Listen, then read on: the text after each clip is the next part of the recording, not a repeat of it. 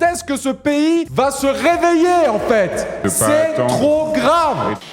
Pourquoi, après 2 ans de mobilisation, la seule chose à laquelle on a le droit, c'est juste du foutu mépris. Il y a des gens qui se mobilisent dans ce pays. Il y a les gens comme nous, forcément, où on le gueule tout le temps. Mais il y a plein de gens, il y a un soutien, un réel soutien populaire à juste taper un move, une action, et il n'y a rien qui se passe. Et ce qu'il faut dire aussi sur l'état de la démocratie en Suisse, c'est que s'il y avait le quart de la mobilisation qu'il y a pour la Palestine, mais pour genre les agriculteurs et agricultrices, le gouvernement aurait déjà reçu les représentants des agriculteurs suisses pour pouvoir discuter et négocier un moyen de sortir de la crise. Les agriculteurs ont un poids électoral en Suisse bien plus important pour assurer les postes des politiciens et politiciennes à Berne. Par contre, les personnes qui manifestent pour la Palestine ne sont pas un vivier électoral. Je ne me souviens plus exactement du nombre de manifestants pendant les mouvements des agriculteurs en Suisse l'année passée, mais c'est rien à voir par rapport à la mobilisation qu'il y a pour la Palestine, sauf que c'est pas les mêmes personnes. Il y a un peu plus de jeunes, il y a un peu plus de noirs et d'arabes, il y a un peu plus de personnes qui n'ont même pas le droit de vote, et du coup, ils considèrent que c'est pas un point de vue à prendre en compte, alors que les agriculteurs qui sont très mobilisés, qui sont très constitués en organisation,